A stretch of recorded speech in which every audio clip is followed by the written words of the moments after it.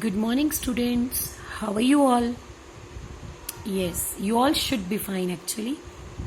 So, students, in the last videos of this chapter, that is the coal and petroleum, we have discussed a lot about coal and petroleum, that how they are formed and how we get it.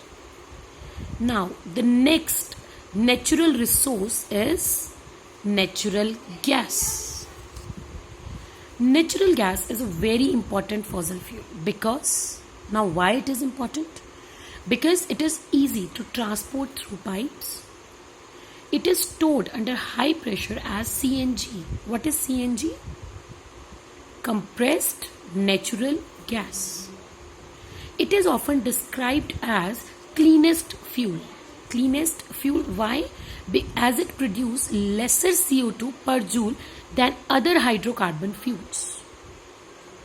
It is a major source of electricity generation through the use of gas turbines and steam turbines. CNG is a cleaner alternative to other automobile fuels such as gasoline, that is the petrol, and diesel.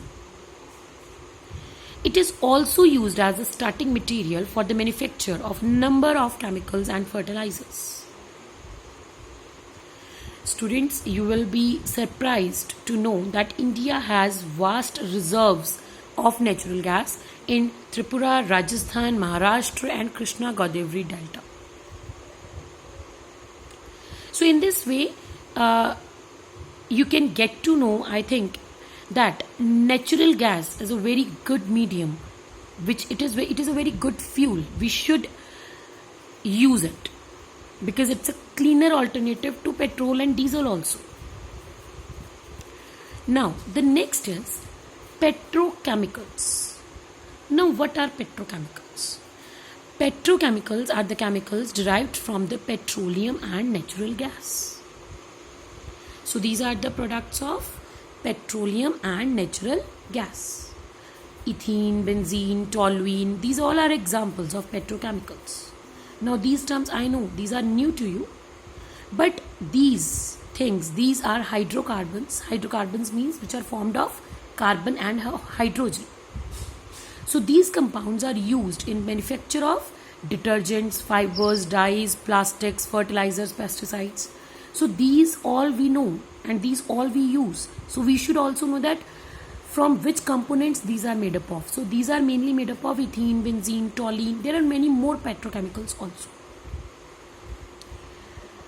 So the next and the last topic of our chapter is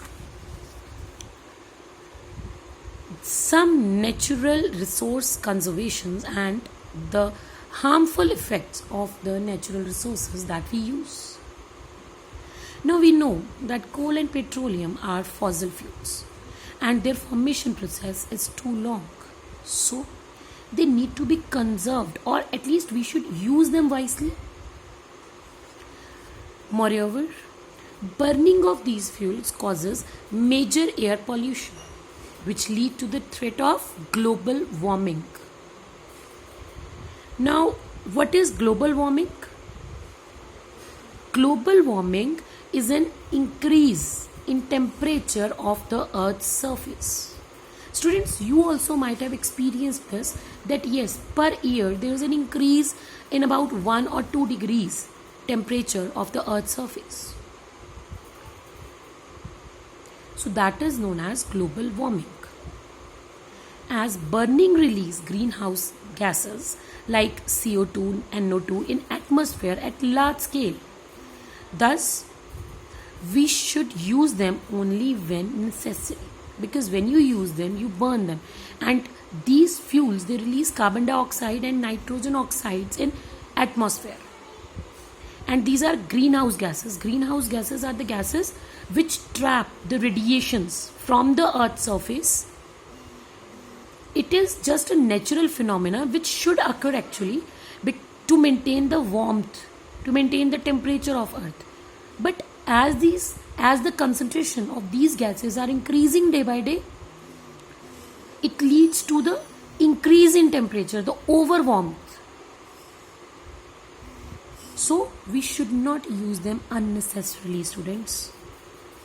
According to PCRA, that is the Petroleum Conservation Research Association, we should use these fuels in the following manner, like switch off electrical appliances when not in use, increase in the use of CFLs, that is the compact fluorescent lamps, reduce the use of individual vehicles, like if you want to go somewhere and if three people are going, then don't use separate vehicle, try to go in a single vehicle. Then use water carefully, ensure regular maintenance of vehicle.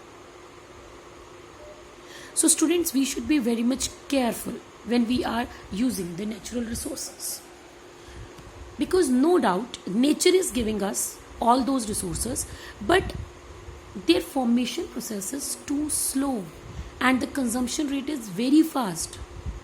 What if you are producing just a 2 to 3% of that every year, but consuming that about 20%? So at a time they all will get finished. So just think of a time when there is no petrol, no coal on the earth. How will you run your vehicle? How will you go from one place to another place? So we should conserve. We should conserve these resources. We should use them wisely. So thank you, students. This finishes with our chapter. Thank you again and have a nice day.